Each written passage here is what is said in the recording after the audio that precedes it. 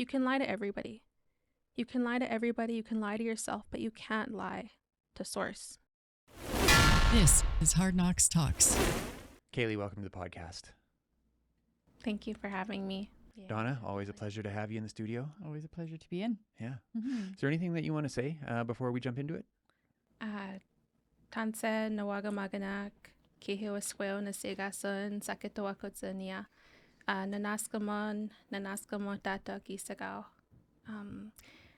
My name is Kaleigh, or my name is Eagle Woman. That's Kihiwaskweo. My government name is Kaliegh River Arminko. I'm from Isla Cross, and every day is a gift, and I'm really, really grateful to be here. Why don't you tell us how your journey started? I was adopted as an infant into my family up north. I have family all across Treaty 6. I am a Korean Dakota woman, so I've got family in Sturgeon Lake. My late Mushum was John Charles. Unfortunately, I never was able to meet him when he was alive.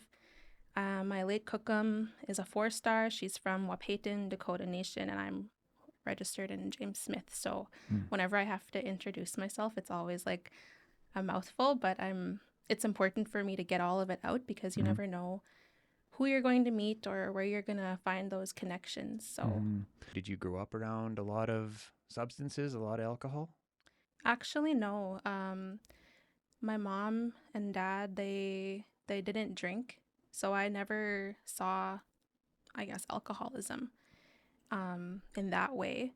But they were and I'm talking with the utmost respect for my family, for my parents, they were the children of alcoholics.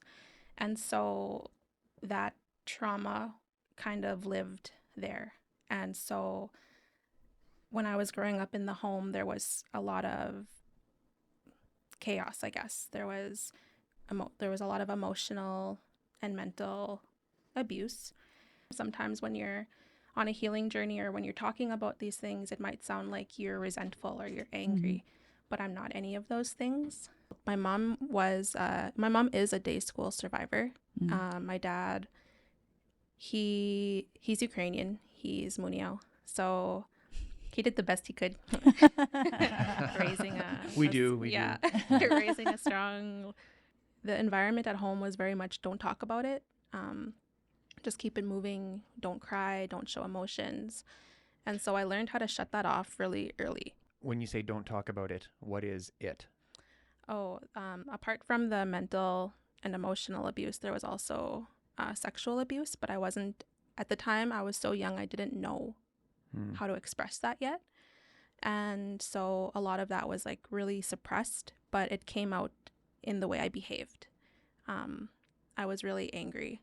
I'm not going to fully disclose some of those details just because it caused a lot of heaviness in my family, but that's not to say people shouldn't talk about it. It's just for my journey, it's still unfolding. Yeah. I was involved heavily in sports and in school. They both really pushed me to get educated. And my mom always said, like, education is your way out.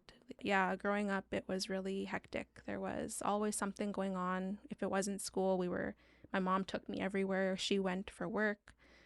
I always used to say, I'm never going to be a social worker because that's what my mom does. Your mom was a social worker? Yeah. Oh, wow. Yeah, my mom was a social worker. My dad was a corrections officer.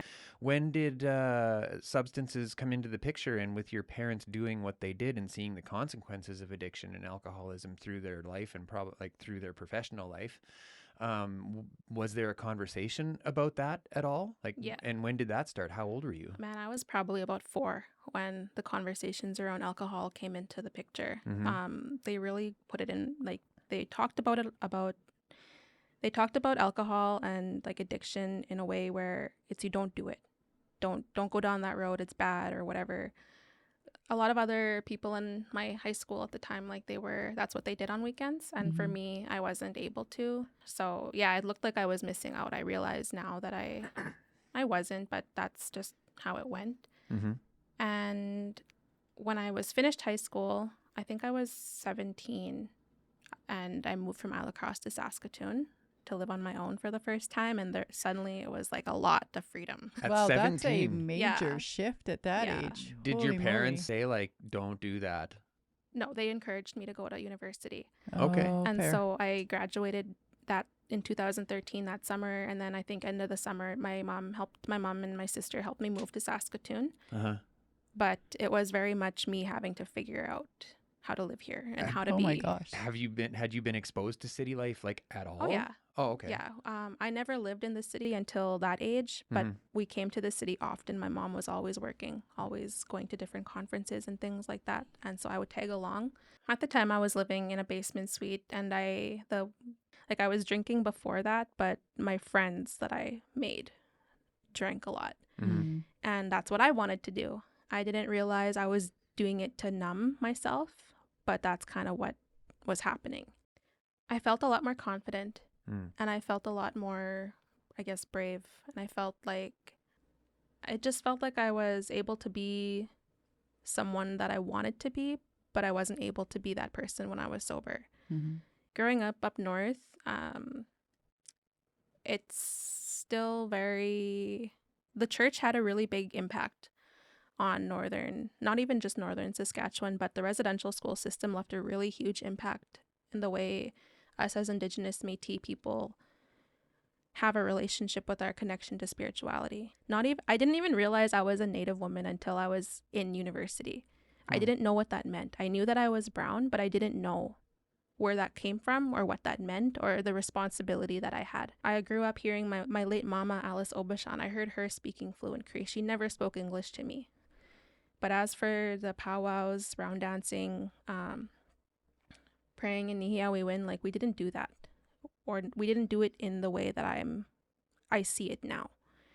People like spoke the language. A lot of older people spoke the language, but it wasn't something that was passed on to the younger generation because of that residential school era of we don't want our children to suffer because we suffered speaking our language. That's interesting that Mhm. you framed it that way. It's not that your parents didn't want you to have this culture, to speak this language. They just didn't want you to suffer because you knew how. Yeah. When I was in university, I was often the only brown woman in my classes. I took a lot of English classes. That was my degree, so I'm learning about like these old white guys and the things that they're writing way back when, and it's like I'm not seeing any people who look like me or sound like me in these classes. The first kind of introduction I had to Indigenous culture was an Indigenous 100 class that I took at the time. Priscilla Setti was the instructor, and this was in 2013-14. I witnessed students being very openly disrespectful to her. It was unfortunately the people that I saw doing this were Muniao students. They didn't care if she was speaking. They'd stand right up and say, like, this is dumb. What are you talking about? They'd walk out. They'd be disruptive. They'd be making noise. And for me to see this, I felt so angry. I didn't know why she was being treated this way. Well, how did that affect your life? How did that affect your alcoholism? I felt like there was a bigger purpose, but I didn't know how to act on it yet. I didn't know what that was. I didn't have the confidence or the self esteem to talk the way I can talk today. Mm-hmm. I didn't know how to vocalize all of the injustices or the issues that I was seeing. I didn't know who I was, and I was always searching for something. I was like drinking every weekend because I thought I had friends. As it was going on, I was kind of starting to drink a little bit more on weekends. It kind of started trickling into like not just Sundays, but sometimes Monday. Maybe I'd start on Thursday. And then in like 2017, I hit a really rough spot. I wasn't able to continue school. I was letting like alcohol and all that other stuff be more important. And so I had to leave school for a year. And then that year, I I just started drinking a lot more. I met this guy in 2017, and he seemed really cultural. He seemed really like, I know what I'm talking about. I know what I'm doing. He seemed like he had his life together. He was a manager, a landlord, a property manager here in Saskatoon. So it seemed like he had a good job. He had a really long braid, and he talked like he knew about Indigenous issues. It was like all the things that I wanted for myself but didn't know how to do, and he was doing it. And so he said he was sober. I wasn't sober, but I thought, well, maybe I could be. And I stopped drinking for a couple months there. We were only 4 months into dating, and then he proposed. He proposed to me on my 21st birthday, I think I was, in 2017. I was just so shocked that someone actually wanted to marry me and be with me that way. I thought, okay, he must love me. Mm. And So so when you think back now, like the decision to stop drinking initially, do you think that was your decision, or do you think you were no. potentially manipulated into sort of like a very low level? Yes. I mean, I've been in a manipulative situation, so I'm kind of speculating how that kind of progressed. It was totally not my decision. Yeah.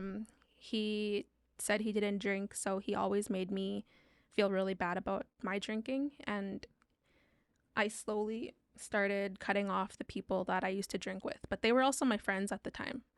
So he just told me, they don't have your best interests. They don't care about you. They don't love you. Like, look at what they're doing. They Subtle don't care. isolation. Yeah. Mm-hmm. And so I was like, okay, you know what? Maybe you're right. So I stopped talking to them. But then by stopping talking to them, I wasn't able to I didn't have anybody to talk to when he was going off or getting mad about things. People thought I was in like a really perfect relationship because he used to take my phone and make updates on my Facebook page about what was going on. So people thought, oh my God, you guys are so cute. But when it was done, it was like, oh, your friends and family, like, they're so stupid. They don't care about you. Master manipulator. Yeah, Mm-hmm. he totally was. Mm-hmm. After a while, he started to encourage me to drink. That's interesting. Yeah. So we got engaged, and soon after we were engaged, the physical abuse started. And I felt like, well, people already think that I'm in this really good thing. And I was too ashamed to say that this was happening to me. I wasn't talking to my friends and family the way I used to, so they had no idea. I thought it was just him now.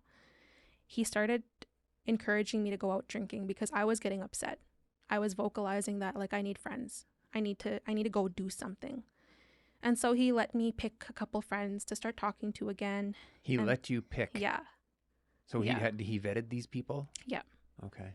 He vetted everything down from, like, They'd the be music at I least listened likely to. to convince you to leave him. Yes. Yeah. The ones who wouldn't ask too many questions, who would just be happy that I was there drinking with them. Mm-hmm.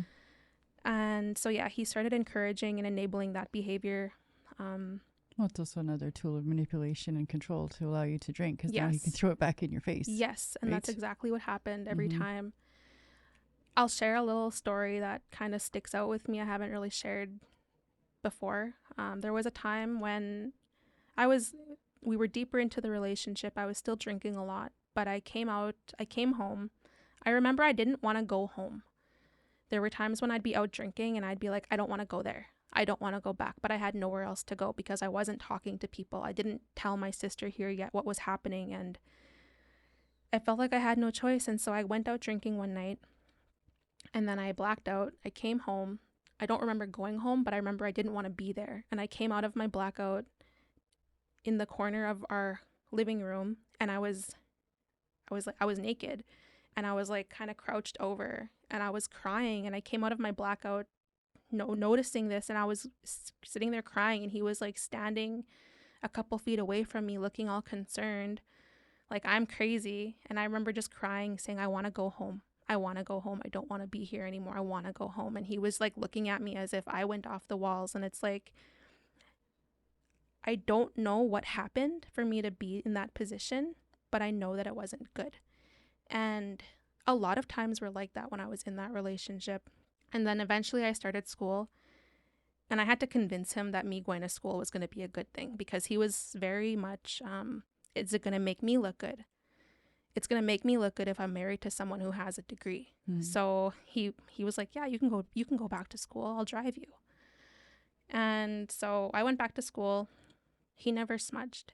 He never went to ceremonies. His mentor, actually, is it okay if I name drop? It's kind of in the news. It's public knowledge. Yeah, I don't see why not. His mentor is actually Cecil Wolfe. He was sentenced. He was convicted of sexually assaulting women who were coming to him for spiritual help. He was saying he was a medicine man, and his mentor actually was Cecil Wolf. He took me to Cecil Wolf once. I'm not going to get into it, but I will say that based on my experience with him, I believe those women 100% that this happened. So there was no culture in the home. He never practiced any culture. When he talked about it, it was kind of like an egotistical thing. It wasn't from his heart. So I didn't learn anything that way being with him, even though at the end of it, I learned a lot. Going to school, that's kind of when I started researching what was happening to me, because I had nobody looking over my shoulder anymore. And so when I'd be in school, I'd be studying. I had this really big feeling that the life I'm living in is not supposed to be where I am. And that's when I started realizing, like, holy fuck, I'm living with an abuser. And according to this, based on everything I said and what I feel and like what I'm going through, like, I'm gonna die. It got bad a lot. As time was going by, it was getting worse. And when I started learning and questioning things, that's when it was really getting like almost like I was trying to be silenced almost. Strangulation in intimate partner violence or domestic violence is just one step below murder. And if you're being strangled by your partner, you're 750% more likely to be murdered by them. And strangulation was something that he did multiple times a week to me. And it was to the point where he would hold me down so I couldn't move, couldn't breathe. And he would count as he was like holding me until just before I blacked out, and he'd let me go and say, look, it would have been that easy. And so so death threats. Yeah. Weekly death threats. Yeah. But it was beginning of the winter 2018, and he was encouraging me to go out, and so I did because I wanted to get out of the house. But when I got back home, it escalated really quickly, and I didn't want to go back into the apartment with him. And I was saying, I don't want to go inside because I know what's going to happen when we get there. And he kind of forced me out of the vehicle. And at this time, they used to have security that went around the building. He'd be like, come on, like, I don't want them to see us. I want you to just go inside. And I was starting to fight, like, and it made him mad enough that he grabbed me. He pulled me inside. And there wasn't cameras in the hallways of the buildings. He was physically assaulting me, and all he was saying was, you're gonna make me look so stupid, like, why are you embarrassing me, why are you acting this way? And I was at this point, I didn't really fight back anymore. I used to try to defend myself in the beginning, but by this time I didn't anymore, because I knew it didn't do any good and it was just gonna get worse. So I was just laying there getting assaulted. And then I guess the security guard got out of his vehicle because he must have noticed him doing something. So he started walking towards the building, and he's like, he's coming, like, stand up, get up. And I wouldn't get up. And so he dragged me by my hair down the steps, down the stairs, and he dragged me into one of the empty units in the building because he was the manager. And then he just kept assaulting me in there. And then he made me be quiet because we heard the security guard come in. He walked upstairs. He walked to our unit. He knocked on the door. We didn't answer. And then he walked out of the building. And then he kept saying, like, you're going to get me fired. You're going to make me look so this and so that. You're so embarrassing. Then he forced me to get up, walk up to the unit. And then I think for about 4 hours after that, and it was after midnight at this point, he kept me up, kept interrogating me. He kept making me answer, I think, 3 different questions. It was like, why are you grateful for me? Tell me how you're grateful for all I've done. And like one other question, it was about him. And if I answered those questions wrong, and every answer I gave was wrong, he would assault me with like a weapon, I'll say. And then finally, when he had enough of that, he was like, okay, let's go to bed. As if he didn't just torture me and do all that for hours. Before that happened, I knew that I was being abused. You didn't quite know what peril you were in? Yeah. Right. And then after that, I went back to school. I covered like bruises on my face all the time. I went back to school, and as if like regular scheduled programming, like nothing happened. But I started researching more. Like I tried to get more in depth of what I was reading about. And then I learned, okay, this is really bad. When he proposed to me on my birthday, I forgot to mention this. He told me that I picked your birthday to propose because if we ever aren't together someday, your day isn't yours anymore. And you'll always think of me. You'll always remember me. How am I going to get out of this now? Because there's no way that this is my life. There's no way that this is what I was born to do. Like, I kept researching, and the research told me, don't let him manipulate you. Like, don't tell him what you're doing. Don't tell him what you're learning, because he's going to use it against you. And I found a therapist. She was amazing. I actually still see her. And I told her everything. It just poured out of me, and she told me, you're going to have to learn to be a really, really good actress, because you need to keep it at home. You need to pretend that it's okay, that you're not leaving, and you need to not tell him what you're doing, and you really need to mean it, because it really is your life or death. I had this new professor, the late Janice Akus. She was in one of my Indigenous studies classes, an Indigenous literature class. And that was like my one good thing at the time, because like I was so lost and looking for that identity piece, and she brought it back to me, and she brought it in a way that was good. And it was like a breath of life almost. Nobody ever saw me like my instructors in school, like my professors, they never saw me.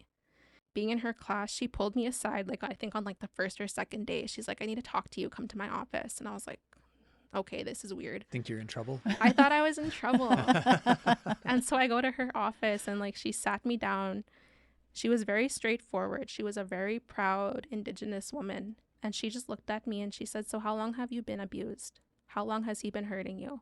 And I was like, what are you talking about? And she's like, I can see it, because I was you, and you need to leave him. And I just remember crying and being like, I know. And she's like, do you have a plan? And like the things she was saying, she said, if you leave and you need a place to stay, like I've got a couch. It's not like nothing fancy, but I've got a couch you can stay on. You can sleep there. You'll be safe there. And she started talking to me like about dreams, about what my dreams meant, about like things that were in my heart that I couldn't say to people. She opened that door for me to start, like, I guess, reconnecting in a good way, because I didn't have that. And she actually held me accountable. I told her I had a therapist, and I told her we're making a plan. And she's like, okay, well, I'm going to check on you every week. I'm going to make sure that you're sticking to it and you're leaving. And I'm like, okay. So when I was leaving, he wasn't home. We got into a fight. He left the house really early in the morning, and I used to have his location, and he had my location on Life 360. Like, he made me get that so he could watch where I was all the time. And I saw that he was gone. He left. He went to a friend's house, and I wanted to sleep. I was tired. And I realized, okay, he's gone. I'm not able to sit here. Like, I have to go. This is my chance. Like, it just felt like I needed to go right now. So I started grabbing the boxes of books that I had packed and putting them in my car.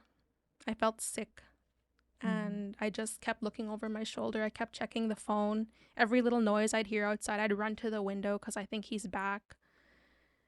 And I finally got all of my, like, all those like belongings in the car. I put my cat in the car. I didn't have clothes because the day before he was like, I'm taking all of our clothes to the laundromat. So I had the clothes I was wearing, and then that was it.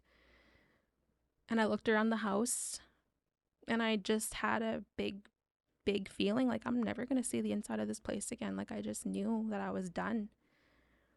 And I got into the car with my cat and my books, and I drove away. I turned off my location. I went to go sit somewhere random on 33rd somewhere, and I just cried. I remember I threw up. I felt like I was a zombie. Like, I felt like I got chewed up and spit out. And then I just happened to have a therapy appointment booked that day. So I just laid low until about 2. I went to my therapist's office, and I walked in, and I just cried. And I told her I left, and that was February 12th, 2019. Mhm. There was another story in January that happened that really made me open my eyes. That's the night he almost killed me in January. Like, he actually, it wasn't just strangulation, it actually was him trying. And when I said that it got bad, he knew I was leaving. I didn't tell him I was leaving. I never told him what my plans were, but he knew. He assaulted me in broad daylight outside of our apartment on Avenue O.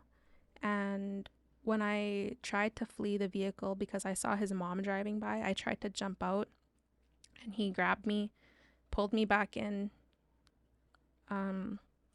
assaulted me really bad. There was blood everywhere. Told me he was going to stab me with I think it was a screwdriver that he had.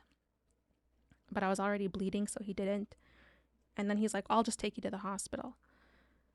And I thought, finally, because I never got to go to the hospital before. He never let me. Mhm. So I'm like, okay, we're going to go to the hospital. And then he drove right by St. Paul's, and he just kept driving. And eventually we're out on that Dalmany Road. And then he started talking like really, really crazy, like more than usual. He was like, I'll just take you to Borden. I'll just kill you myself. No one's going to find you. And he took my phone, so I couldn't message anyone, but my location was on. Then he's like, well, maybe I shouldn't kill you. Maybe I'll just go kill myself. Or maybe I'll just go kill the both of us, as I'm sitting there bleeding. And then, yeah, he drove me to Borden, and that little lookout, there's a lookout in Borden. That's where we were parked. It was already dark because it was winter. I don't know how many hours we were parked there, but yeah, he just kept assaulting me and then sexually assaulting me. And then he's like, okay, get up, take off those bloody clothes, put them in a bag, clean up this mess. So I did. And then after all of my stuff was in a bag, he picked up the bag full of my stuff, my blood, and he threw it off over the cliff. And I was like, that could have been me. Like I saw the disregard. Like, I've seen it before, but to see it in real time like that, I was like, this is crazy. And then we just headed on to Battleford. Like, nothing happened. He's like, it'll be okay. You'll go see your cousin. You'll go have fun. And then we stopped at that Red Bull store, like where the bull is. Mm-hmm. He's like, go inside and buy yourself a shirt, because they used to have clothes there. He's like, go buy yourself a shirt, but don't talk to anybody. I'll know if you say anything to anybody. And I was so afraid, and I believed him. So I wanted to say something to the cashier. I wanted to say I need help, but I was like, my voice was stuck. I couldn't. I was too afraid. Mm-hmm. So I just bought myself a shirt, went back to the car. We went to Battleford, and my nose was all fucked up. There was bruising and swelling, and my cousin asked like what happened. But he had me convinced that my family knew about the abuse, And they didn't care. and they didn't care. So when she asked me, what's that? I thought he already told her, and she just doesn't care. What did his parents say? Like when they must have seen the abuse. Yeah, they saw it. They knew what was happening. What did they say? Oh, he's always been like that. A lot of them just kind of looked the other way. He had one sister who knew that he was abusive and who knew he wasn't safe. And she just told him one time, like, you're lucky she hasn't left you yet. But that was like the most of it. And then his other sister said, you need to leave. Like, that's all she said. Mm. I'm at a place now where like it's in creators' hands. Mm-hmm. I got myself out. So what did your drinking look like after you left? This is funny because this is where I say I got sober out of spite. After I left him, I went to the police. I pressed charges. My statement was like 9 pages long. I put as much detail in there as I could. I remembered drinking took me back there once, and I knew he would use it against me when it came down to court, because I struggled with anxiety and depression living with an abuser in that kind of environment, and he liked to use my mental health against me back then. I didn't completely quit, but I started to slow down. I started to actually be mindful of how much I drank, so I wasn't being stupid. I started watching who I was going out with, because I was fearful. I was fearful he was going to see me or know who I'm with and figure out where I live. Like I was really, really, really paranoid, and like rightfully so. So I was really just careful and cautious about where I was, who I was with, where I was going, what I was doing. So, do you remember the day you got sober? Do you remember the day that you Yeah, made the decision? Like, let's talk about that day. I decided to get sober officially and mean it. And because I realized I have to hold myself accountable. Because I started slowing down drinking in 2019 after I left. And I would go a couple months without drinking, and then I'd go out again. And then I'd be like, this isn't really for me anymore. It stopped feeling the way it felt. Also, I was doing a lot of work on myself, and I was in therapy like every week. And in March 7th, 2020 was when I decided, okay, enough's enough now. And I got to be serious about it. I said I got sober out of spite because there was no way I was going to let him win. Mhm. There was no way. And you think that drinking was letting him win? Yeah. Gave him Because another tool. it gave him another tool to try to bring me down or say that my story wasn't true. And I didn't want that. He took enough away from me. I wasn't going to let him take anymore. Since 2008, 1,500 workers have stood up for themselves and won their union with SEIU West. Workers came together and won better conditions for health and safety, better pay, respect on the job. It's your turn to win. Canada deserves better. Workers deserve better. You deserve better. Visit seiuwest.ca, link in the show notes, and click on contact so we can help you and your coworkers win your union. Wellness News Choice for Healthy Living is a local resource that works to connect people to health and wellness related products, services, and expert advice from industry professionals, locally allowing us to connect and engage. Check out wellnessnews.ca or skwellnesshub.ca today to learn more. If you'd like to see our content uncensored, we are now offering channel memberships. There is a lot of things we can't show you without getting restricted, so if you want the full conversation or to check out our merch, or if you want to show us some love and buy us a coffee, all of those links are in the show notes below. Okay, so let's talk about your first year in recovery. What did that look like? Now, you'd been going to a therapist for a while. What was different now? In 2020, that's when everything shut down. Mm-hmm. And it was actually like one of the best times for me. Mm. I know it wasn't like that for a lot of other people, but I really needed that time. I really needed that alone time to breathe, to unpack what I had just gone through, and it gave me space to start looking at more than just that abuse, that big abuse, because there were so much other things in life that I went through, so much other forms of loss, so much other forms of abuse that I had gone through before the big one that I never looked at. I never gave myself time to look at. And so the first real year that I was sober, I was in therapy. I started journaling a lot more, and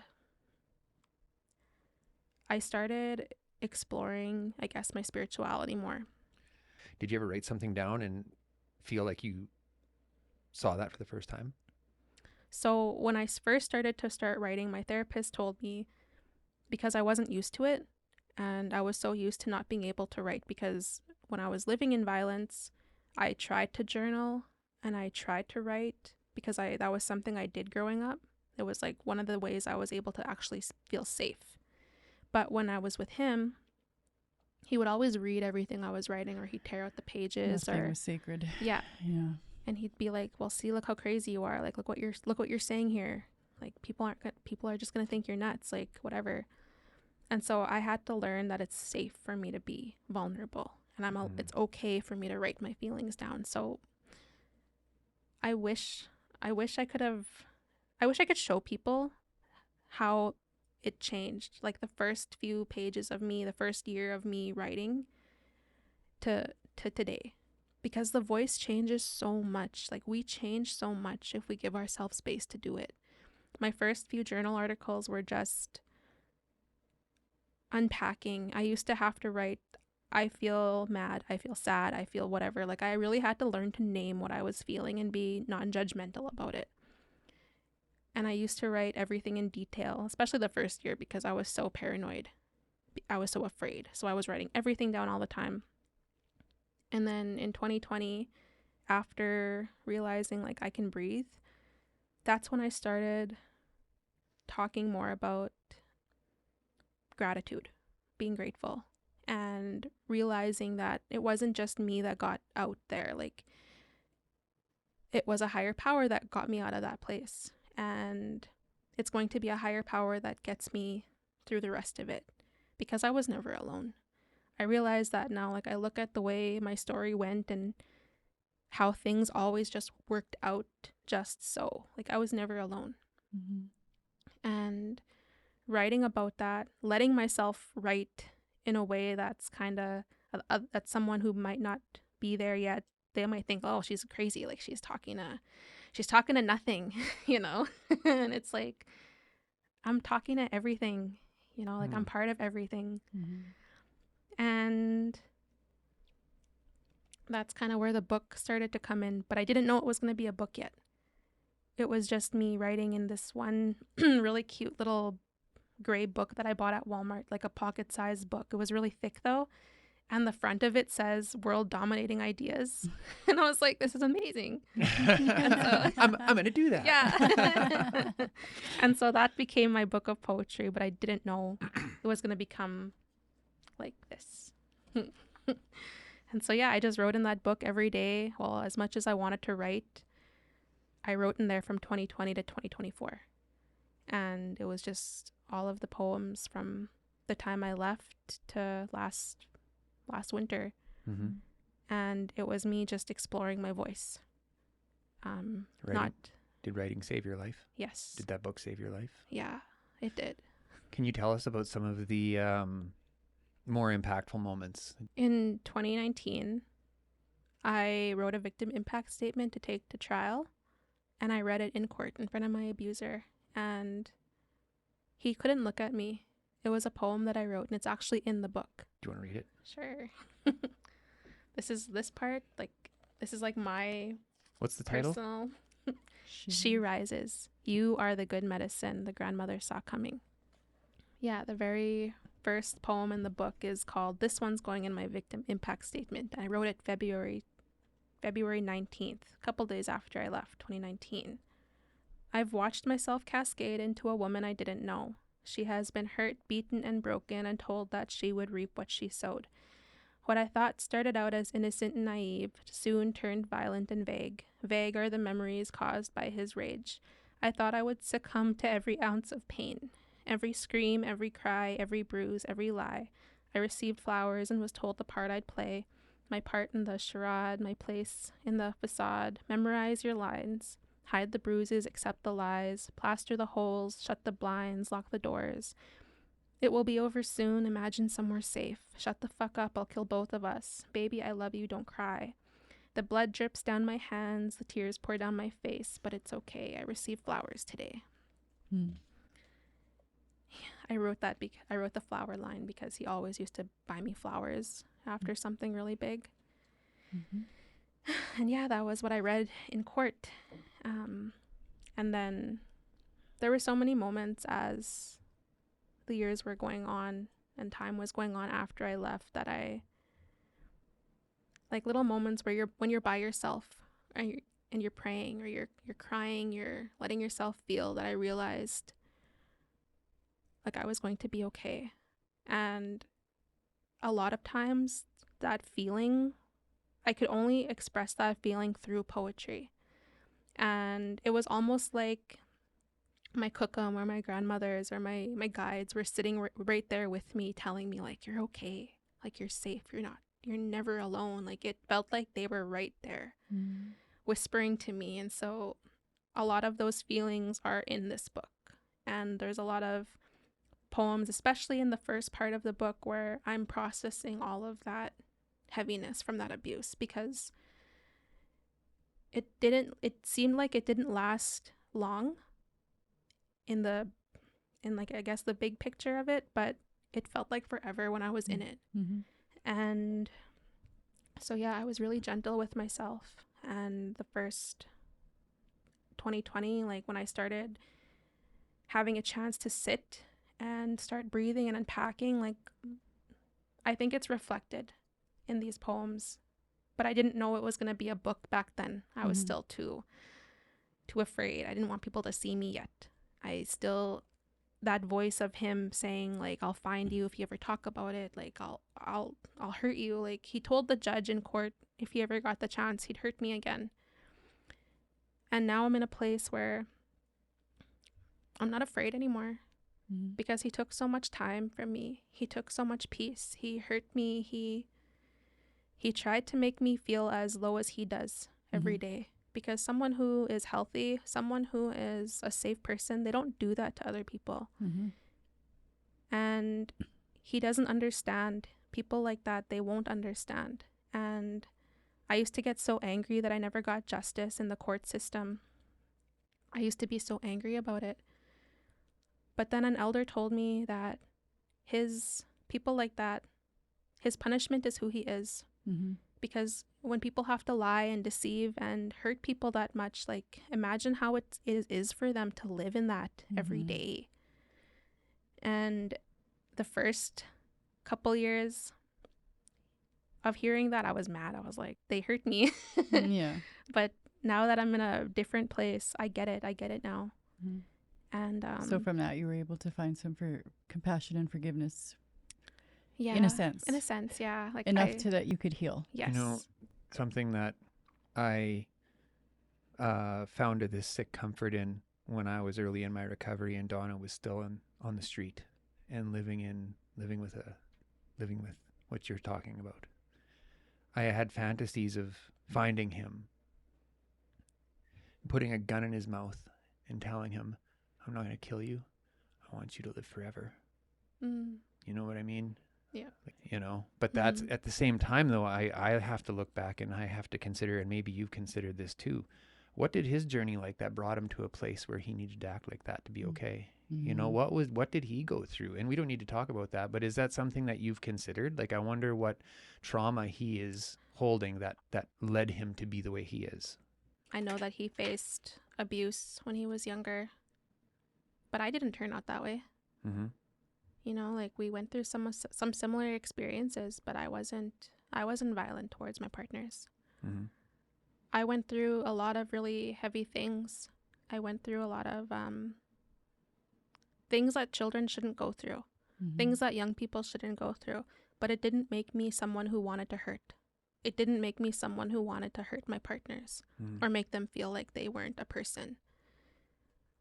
So I can see and I can understand what people go through. But to me, you still have a choice. You can still choose to be a better person. You can still choose not to be a monster. But he made his choices. And he used to say, you know, I'm going to meet the Creator one day. He used to say this. He said, I'm going to meet the Creator and I want him to see that I treated my wife well. And that's how I see the delusion, the unwell, the sickness. And that's not an excuse to treat people that way, but it made me realize, like, someone who thinks that they're treating someone well and they're going to speak to God one day, God Creator, and say, look what I did. Like, you can lie to everybody. You can lie to everybody. You can lie to yourself, but you can't lie to Source. You can't lie to Creator. And so, yeah, he will have to speak to Creator one day. And he'll have to show Creator that he's not speaking from a place of wellness. He doesn't have clean hands. Creator already sees his heart, and that's on him. That's not on me. It's not on any survivor to carry that. And I know that now. That shame, that hurt, that anger, that's not for me. Like, I put that down a long time ago, and I still learn to be gentle with myself because, like, I still have moments where I need to breathe. And I'll never shut the fuck up. Like, that was his favorite thing to say to me, and it's like... Boy, it sounds familiar. Yeah.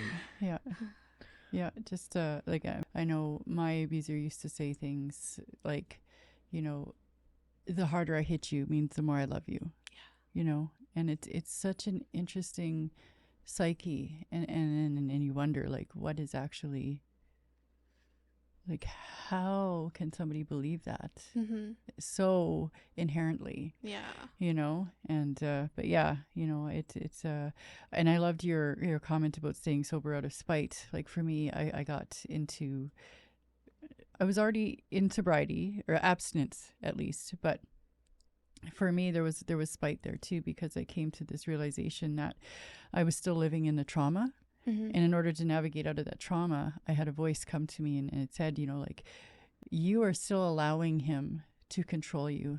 So, and it was at that point that I said, enough is enough. I'm going to move this direction, Mm-hmm. you know, and Yeah. it's almost a necessity to break that cord. Mm-hmm. Yeah. Yeah, for sure. But I'm interested to explore, if, I mean, you kind of foreshadowed it a little bit, that the justice system failed you. And I've seen some articles in newspapers recently of some tragedies that have happened on a First Nation in Manitoba. And I just kind of curious, like, in what sort of way did the system fail you on that front?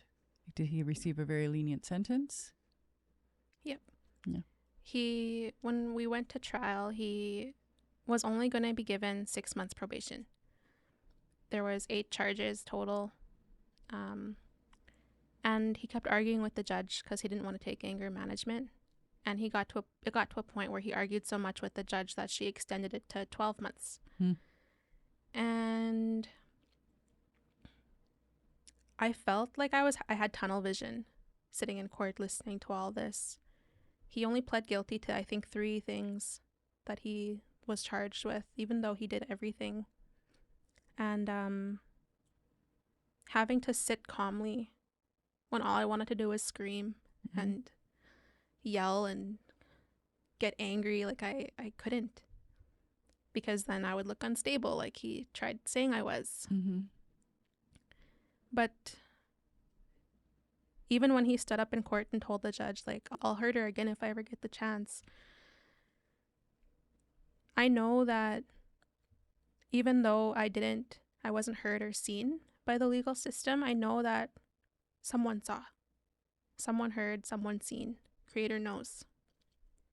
And I don't know. I don't know why it worked out the way it did. I don't know why I wasn't given that, I guess, that legal protection, because even afterwards I had to really fight to get my one peace bond extended once, and after that they wouldn't give me a peace bond again. And in 2020, when I got sober, the peace bond ended in, I think, June 2020, and I couldn't leave the house. I wrote about it. You'll see it in there. I couldn't leave the house because I had no more peace bond, and I was really afraid. And then I ended up moving up north. I had to leave. I couldn't stay. Well, even with the peace bond in place, did you feel like that was adequate? I mean, it's ultimately just a piece of paper. It's just a piece of paper. I thought, like, he didn't listen before. He knows the systems. He knows how to lie. He knows how to manipulate. He used to work with the city police. So that's also why I was really afraid to go to them, because he said, well, I have pull. And it's like, I know now that that's all shit, you know. You didn't actually, but yeah. But yeah, it was, I think a lot of domestic violence survivors, people who go through these things, like, it's hard to be believed in the first place. I know women after, like, I won't go into their story too much, but who were hurt by him as well, that tried and they didn't get the justice either, because I wasn't the only one. And I'm always praying for whoever comes into contact with him. Like, when COVID came and shut everything down, I was so grateful that I wasn't with him anymore. I was so grateful that I left. And my mind kept going to women who were still living at home with their abusers. I was always praying for them. I still do. Because unless you've been in it, you don't know about it. Like, you won't understand. There's no way. Have you forgiven him? I pray for him. I came to a place now where I'm able to pray for him, and I don't know. His journey is between him and Creator. All I can do is pray for myself to keep healing, to keep being strong enough to show up in the spaces I'm supposed to show up, to walk in the way I'm supposed to walk, and to be gentle with myself. As for him, like, that's on him. His actions are on him. You're talking a lot about source and creator and praying and spirituality, but you said that you didn't grow up around that. It didn't really align with the religion and the spirituality that was being presented to you at the time. When did that shift come? Like in your recovery, when did you start to really feel the value in a relationship with source? Growing up, there were so many little moments in my life where I would be sitting there alone and I'd be upset about whatever happened or whatever was going on. I'd be crying. And I remember one time I was sitting by myself in my mom's room, and they had this big window and I was looking out the window. And I remember just sitting there talking out loud, saying how I was feeling and crying, and I had this really big feeling that somehow I was being heard. And I didn't know how to make sense of it yet, but since that moment there were always little moments where I felt like, okay, there's something else. And when I was in those situations, I had moments where I'm like, there's no way this is it. But I didn't know how to vocalize it yet. And when I left him and I got out, my cousin, because when I got out, I went to therapy. The way things worked out that week, like by the end of the week, I had a place. I went and did my taxes. I had just enough to get a deposit to get my utilities hooked up, like just enough. And my cousin showed up like a day after I moved in. I told her what happened because I finally started word vomiting everything to everybody. And my cousin showed up the next day. She had like a big bundle of sage. I never smudged yet. She's like, here. I was like, what is this? And she's like, it's sage. I was like, what do I do? She's like, you smudge. I'm like, I don't know how to smudge. And she's like, well, you'll figure it out here. And so I was like, okay. And I smudged every day that year. And I really just believed that it was going to help somehow. Even though I didn't know how yet, and I didn't know how to, like, I guess, pray, I just spoke from the heart every morning. And I just eventually started finding little prayers here and there that resonated with me. And I just gave myself that space every day. And I don't know when exactly the shift happened where I realized this is for me, but it did. And it's just been there. It's like it's always been there. I just finally gave it space. And the more I sat in that feeling and in that prayer and giving myself time to like express myself and not judge myself, it just kind of grew. And I realized after leaving and surviving and getting out that if you want to learn your culture or your spirituality or any kind of, I guess, deeper connection, you're not necessarily going to learn everything from someone else, because there's only so much that people can teach you. The rest of it you have to show up for. Like, there's a saying that I hear a lot in the Indigenous communities. If you want to learn, you just got to go learn. And you got to be okay with being uncomfortable or not knowing everybody or not knowing everything. You just have to go. Like, get out there and learn. So I mean, that's how everything yeah. you see around you happened. Yeah, I exactly. didn't pick up a book.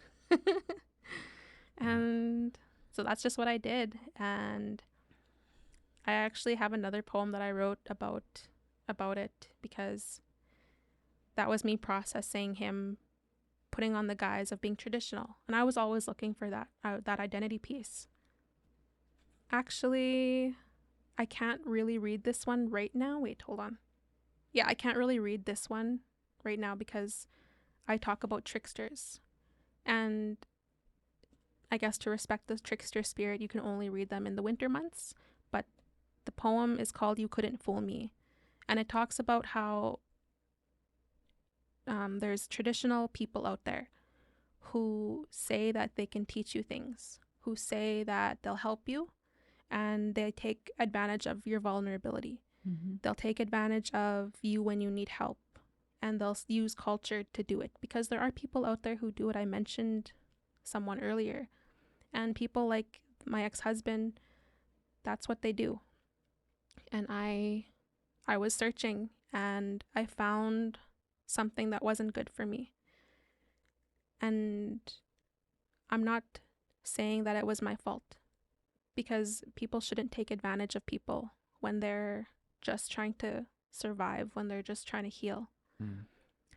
It's just important to be mindful of like the spaces you go. And if you are ever in, not even just ceremony, but like if you go to church too, if you go to things where you're looking for help, if at any point in time you feel uncomfortable or like maybe this isn't for me, it's okay to step out of those spaces. It's okay to step away, because you'll find the goodness, you'll find what's for you. I just want, I guess, people, women, girls, two-spirited relatives, anybody who's listening who goes into those spaces, if you're uncomfortable, you can leave. You don't have to sit, you don't have to stay, and you don't have to explain why you need to leave. You can just get up and walk away. You don't have to stay anywhere where you're not comfortable. And that poem kind of just addresses that, because that's something that we need to talk about more in communities. Because we all have a responsibility. Women have a responsibility, men have a responsibility, elders, children, like allies, like we all have a responsibility, not only to ourselves, but to the places that we live. And that relationship to those responsibilities was interrupted because of the colonization, because of generational trauma, intergenerational trauma. But we have to remember, like, when we're healing, that's part of the responsibility, is holding ourselves accountable when we make mistakes, but also letting people know that it's okay to be different. It's okay to change. For me, like, I'm just one person. I went through what I went through, and it was hard. I almost died. I don't know how I survived sometimes. But part of my responsibility now is healing, getting better, so that when my daughter looks at me and she sees me speaking, she knows that it's okay to use her voice. She knows that it's okay to be a strong woman, like, who has something to say and is unapologetic about it. And I just want better for her. I wasn't allowed to talk about my feelings. I wasn't allowed to open up or be vulnerable or cry. And now it's like I tell everybody, like, it's okay. And for men in our communities, they're supposed to be our warriors. They're supposed to be our protectors. That's their responsibility. So they have to work on themselves too, because women oftentimes, we're the matriarchs. We carry our families on our backs. That's not to say that men don't either. But we all have these different parts that we play. And it's time that men not be walked. They have to get up. Like, one ska, get up. It's time now. Like, you have to start listening. You have to start healing, cry, like, feel your feelings. Get sober, like, do your part for our communities. You don't have to do it perfectly. Like, healing and being sober, like, it's not perfect. It's not easy, but it's possible to do. We just have to do it together and know that it's okay to fuck up and make mistakes, to come back. Like, Paula Jacobs, she was a mental health instructor for us. She always used to say, like, if you're still breathing, you're still getting up, there's still hope. Mm-hmm. Where can people find your book? Where can people find you, follow your journey? My book is available on Amazon right now. I know some people don't like Amazon, but that's just where it is. Mm-hmm. I also have... You don't have to like it. You don't have to like it, Kate. But you can also find some copies at Turning the Tide bookstore here in Saskatoon. Nice. Mm-hmm. I'm hoping I can get it out to more bookstores. But you can follow me on Facebook, Instagram. My page is called Kaliegh River Rights. I use those platforms to talk about, like, domestic violence, mental health, just advocating for different things that I'm passionate about. And I share poetry on there as well. And yeah, my book, it's called She Rises. Stoke Publishing, actually here in Saskatoon, is the publisher that I went through to get this done. And she's also a domestic violence survivor. Okay. I don't want to share too much about her story, but she's really amazing. She's really helpful. And yeah, this is almost 5 years of writing, getting my feelings out, letting myself be vulnerable, share stories. And it really just gave me my voice back, my power back. I'd like to share a poem. Yeah. I have 2 poems that I want to share. Okay. One of the poems I'm going to share, I wrote it in 2022. My daughter, she's going to be 4 this year. Mm. And she's never seen me like drinking. She's never seen that part of me. Because of what I've gone through, I like to say that with her and her dad, like this is one of the struggles that I didn't have to go through, because we have a really healthy co-parenting relationship. Like I picked a really good father for my daughter, and my daughter, like she's a spitfire. She's amazing. I love her.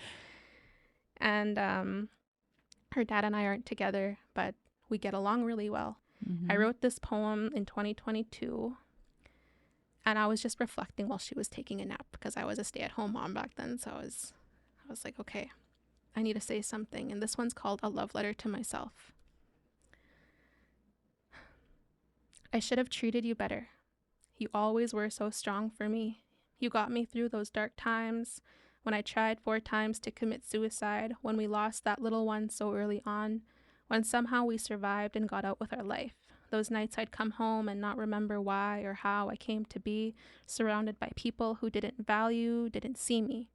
You survived when your ex-husband tried to strangle you countless times, when he swore that this time was it, and told you that nobody would give a shit if you were dead. You survived. You got through it.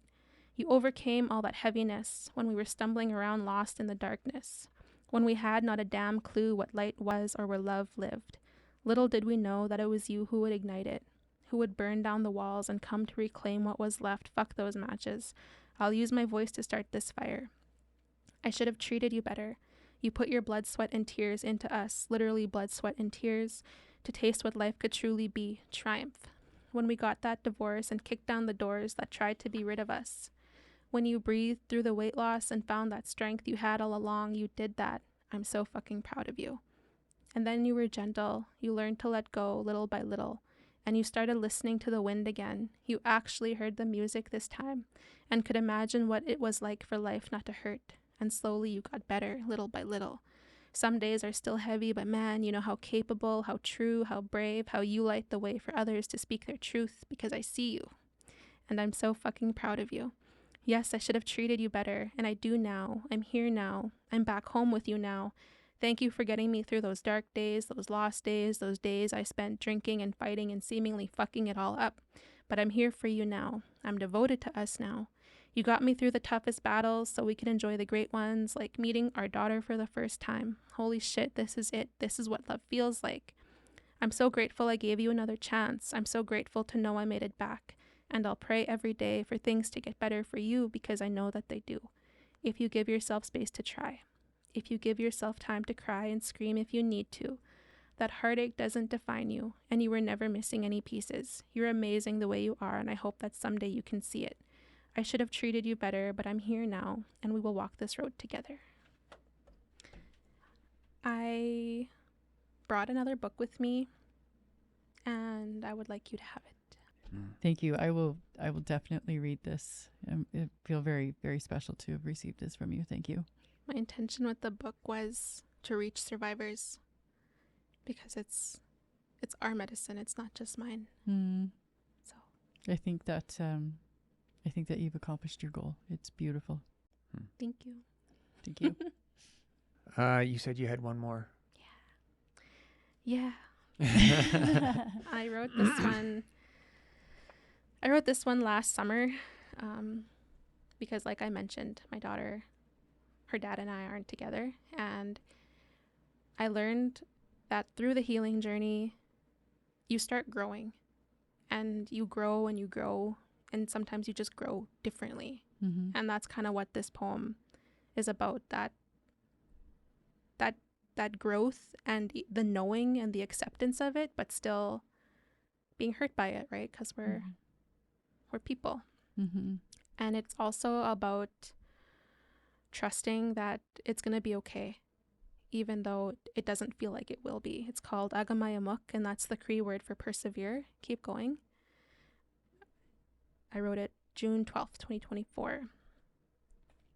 I watch how the universe moves for her, how her prayers are heard and answered. It takes my breath away. Every time she cries, it's healing, even if she believed otherwise for the longest time. Even in the storm, she is worthy. Trust in it. When she speaks with passion about something her heart believes in, when her tears flow because she hears truth in stories or affirmations. Finally trusting that this is guidance and inner knowing, not a weakness like we've been led to believe. I watched how she prays quietly to herself, even though she didn't know how to light the smudge and send up the good smoke in the beginning. She trusts the process. I watch how the wind blows a little stronger when she speaks, and the way it settles when she sits to pray, and somehow the birds notice it and listen. I see the way she gets up each day, even if her bones are sore and her heart feels broken, aching with confusion over the next step. If only she could see the strength and grace she carries even through that lesson. If only she could trust that it's happening for a reason. I listen to her sing when she is alone and thinks no one is watching, but the grandmothers were always listening, and they know her hurts and pains, like they know her spirit and know her name, much the same as they know yours, because I'm also speaking to you. I see the way you put on a brave face even in those times you'd rather not, because we're told to keep it moving. Take a breath. Don't be afraid to settle into your spirit for a minute. You're enough and you're worthy of rest. I see the way you try each day, and the moon, the stars, the sun sees it too. Keep going, is whispered through a gentle breeze. It's okay to stop if that's what you need, but don't get stuck in that dark place. The sun will rise and set each day. You're worth more than everything put in your way, and know that love doesn't hurt. Always remember your beautiful worth. Agamayamuk, keep going. Chimegwich, Kaliegh River, thank you for joining us today. Take good care, my friend. Nanaskamun, thank you. Hold up. If this hit home or made you think, help us get these stories out there. Smash that like button, drop a comment, and before you go, check out another episode.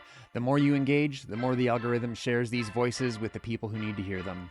Big shout out to SEIU West, our official equipment sponsor, improving the lives of working people and their families and leading the way to a more just and humane society. Find their link in the show notes. Say, this is Hard Knocks Talks.